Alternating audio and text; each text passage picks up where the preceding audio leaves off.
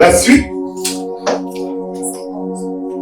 Oui, Dieu dit que la terre produise de la vertu, de l'herbe portant de la sémence, des arbres fruitiers donnant du fruit selon leur espèce et ayant en eux leur sémence sur la terre.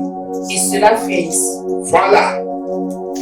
Dieu demande, Dieu dit, il proclame la parole qui a la puissance créatrice. Il proclame la parole en ordonnant à la vertu d'apparaître, n'est-ce pas? Mais s'il n'y avait pas de sec, on devrait avoir les plantes. Non. Regardez la stratégie de Dieu pour amener des choses à l'existence. Dieu va progressivement. S'il a séparé, on comprend déjà qu'il y a déjà des nerfs. S'il a séparé le bas et le haut, ça veut dire qu'on a déjà des nerfs, il y a déjà de la lumière, et il faut que le sec apparaisse pour que la plante puisse vivre.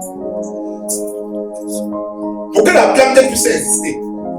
Et le sec donc apparaît et il ordonne au sec de produire quoi? De la vertu. De la vertu. Alors, avant de continuer la lecture, nous allons comprendre ce que c'est que la matière. La matière, les gens ont vu ça en quoi? En science, non? La matière désigne tout ce qui a une existence et qui occupe un espace. Tout ce qui existe et qui occupe un espace, non? C'est ça qu'on appelle la matière. Quelqu'un peut donner l'exemple de la matière? Le caillou, c'est la matière. Le caillou, c'est la matière. Oui. Le plastique. La maison. L'arbre.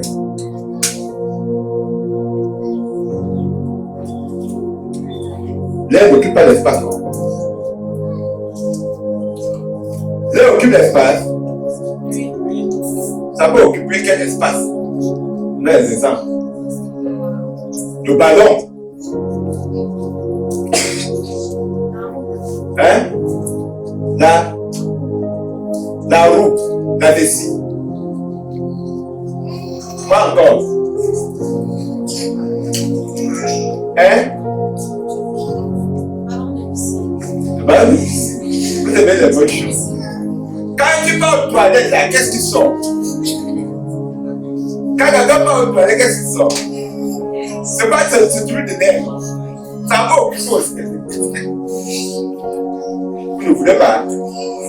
Ouais, que quand ça occupe l'espace, ça veut dire que quoi? C'est une matière, non? C'est une matière. C'est une matière. La matière peut exister sous différentes formes. La forme solide, la forme liquide et la forme gazeuse. On parle aussi de la forme plasma, mais je ne veux pas entrer dans ce genre de détails. Voici la matière.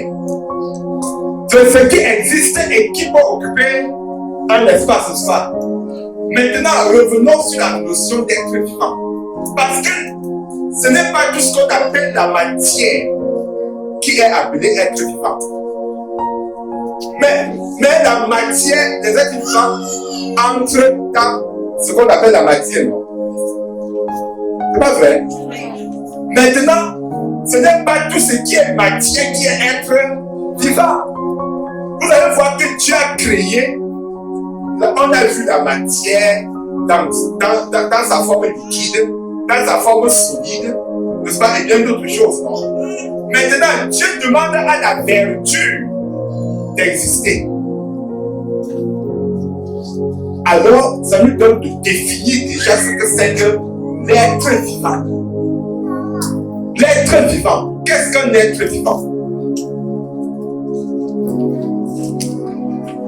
Alors, Alors, nous allons voir que un être vivant, c'est un organisme qui possède quelques fonctions. Comme quelle fonction? La fonction de nutrition, premièrement. La fonction de reproduction. Et pour d'autres, la fonction de relation. Parce que si tu ne vois pas la fonction de nutrition, reproduction, relation, tu ne peux pas déjà parler d'être vivant. Donc si on voit déjà ces fonctions-là, on peut déjà dire que ça, c'est un être qui vit. C'est un être qui vit. Parce que un être vivant qui a une vie en lui, c'est quelque chose qui a une vie. Le caillou, c'est une matière. Mais est-ce que le caillou peut être classé parmi les êtres vivants? Le caillou n'a pas de vie. Le caillou grandit. Le caillou se nourrit. Il y a quelqu'un qui m'a dit un jour au village que le caillou grandit. Le temps que je vois le caillou, c'était petit là-bas comme ça. Mais après 3 ans, j'ai vu le caillou là gros. Mais qu'est-ce qui a fait grandir le caillou à ses yeux? C'est l'érosion, non? Le Torah a enlevé doucement la terre et a laissé apparaître vraiment le caillou dans toutes ses formes. Il dit non, le caillou c'est là grand. Alors que le caillou ne grandit pas. Plus de l'eau tu mets dans un verre, tu laisses la pour dire que l'eau là va grandir. Au contraire, la chaleur va faire évaporer progressivement le travail.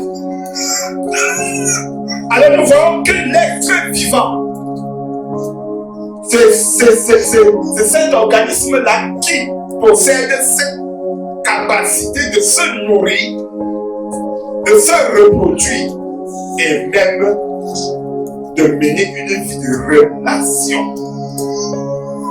Comprenons bien ces détails, hein? Comprenons bien. Nous allons parler de la première catégorie d'êtres vivants créés par Dieu. On vient de dire, quand Dieu a séparé les eaux d'avec le sec, il a ordonné que quoi paraisse? La verdure. Ça veut dire que la verdure est la première catégorie d'êtres vivants créés par Dieu. La première catégorie d'êtres vivants créés par Dieu. Nous allons donc étudier la notion de la verdure, la plante, les végétaux. Quand nous parlons de la verdure, nous parlons des végétaux. Qu'est-ce qui peut nous donner de classer la plante comme être vivant? La plante se nourrit. La plante se nourrit. La plante se reproduit. Parce que le récit de la création nous a dit quoi? Portant de la semence. Si notre Dieu est un stratège, oui, il a apprêté la lumière. Hein? La lumière est là. Il y a déjà de l'eau. Il y a déjà de l'air. Alors ça manque de sec, la terre pour que la plante puisse s'enraciner et tirer sa substance vitale, sa nourriture. Dieu amène le sec. Et après le sec, il appelle la verdure à l'existence. Il appelle la verdure à l'existence.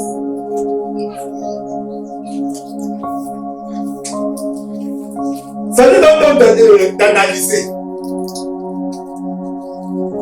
Voici la plante de notre part. On peut toucher la plante. Ça veut dire quoi? Que la plante a un corps, non? La plante a un corps. La plante a un corps. On s'arrête d'abord là pour la plante. On continue avec le récit de la création.